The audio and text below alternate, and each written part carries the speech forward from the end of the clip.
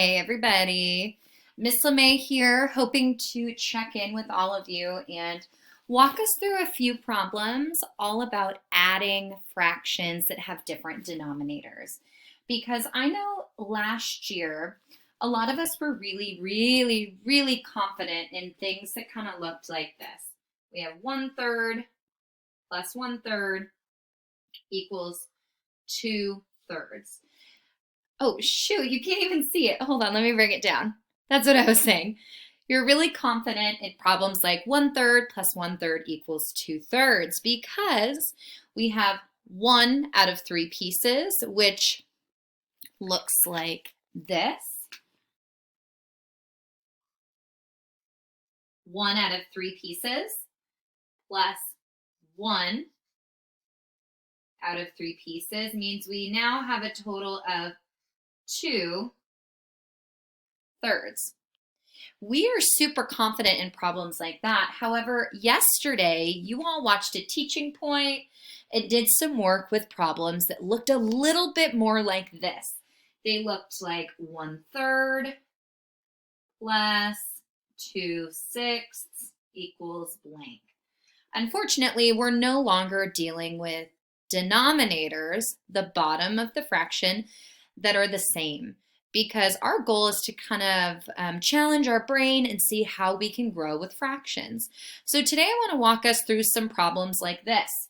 Now it does say support at the top of the paper because some of you are feeling really confident. If you are feeling confident, you can go ahead and get started on the assignment, but this is a way to remind us what we've got going on. Now, here's how I typically like to start the problems. I know Dwayne has a way of doing it. You have a way of doing it. I have a way of doing it. Right now, I want to teach you and show you and remind you just how I like to do it. So my very first step, and I can label it like a number 1, is I'm going to draw what these fractions are showing me. So the very first fraction says I have 1 out of 3 shaded in. So I'm going to draw just a little box. And I've got 3 parts.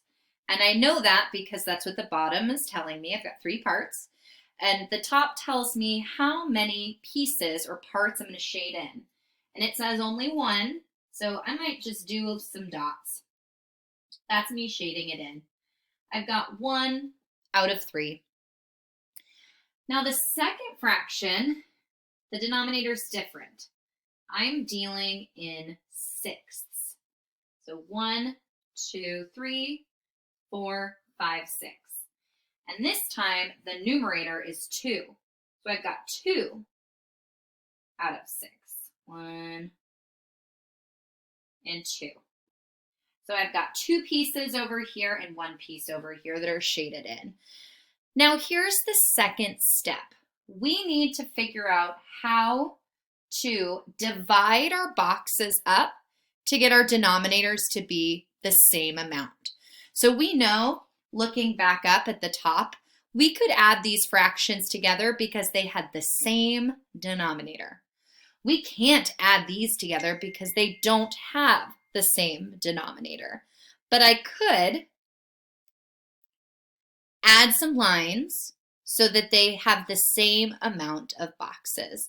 So here's what I'm going to do. I'm going to think to myself, how could I make these boxes the same amount? And I see something pretty quickly. If I add a line, the same amount is shaded in, but now I have a different number of boxes. I have 1, 2, 3, 4, 5, 6. Nothing changed on this one. I still have 1, 2, 3, 4, 5, 6. The top, I have 2 boxes dotted in.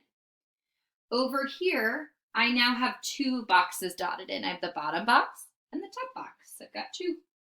Nothing changed with my operation. So in total, I now have 4 boxes shaded in, and our denominator stays the same. So my answer of 1/3 plus 2/6 is 4/6. Let's do another problem. I'm going to flip the page. and think of two different fractions. I'm actually going to flip it. Since I was using marker, you can kind of see it below. I'm going to use fractions like this. What if I did 3/5 plus 1/2? And I'm choosing fractions right now where I know the denominators.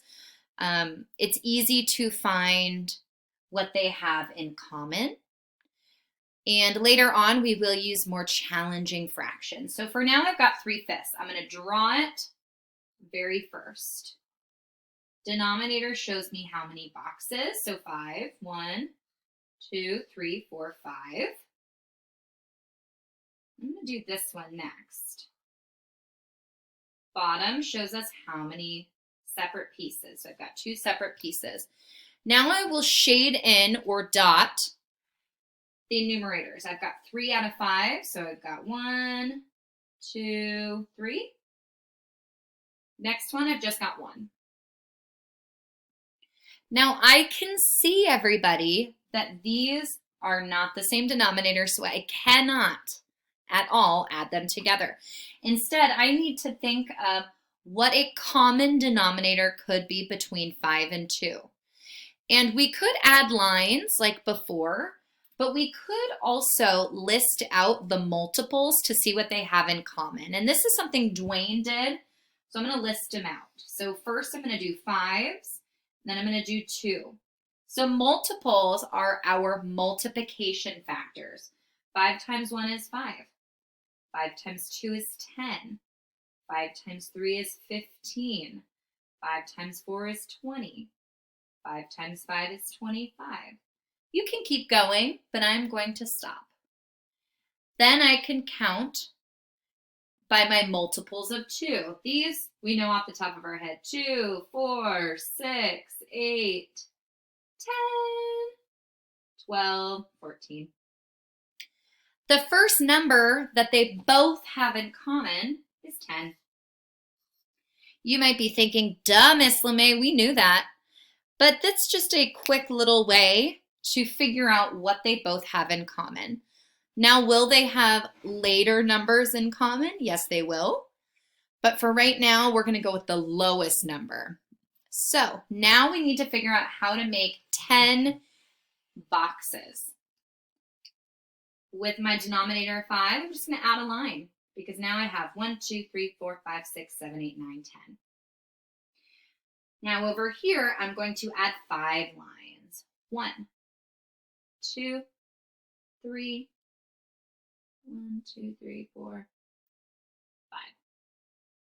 5. Alrighty, so my new fraction becomes total number of dotted boxes. So I've got over here 1, 2, 3, 4, 5, 6.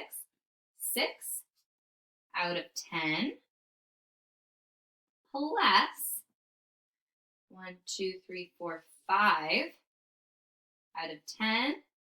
And that is going to equal 11/10. Some of you, oops, you can't see. 11/10.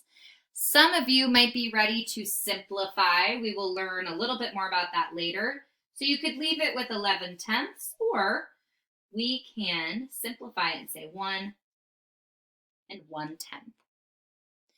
So again, what we did is we looked for common denominators. We listed out the multiples. We added lines to then add our fractions.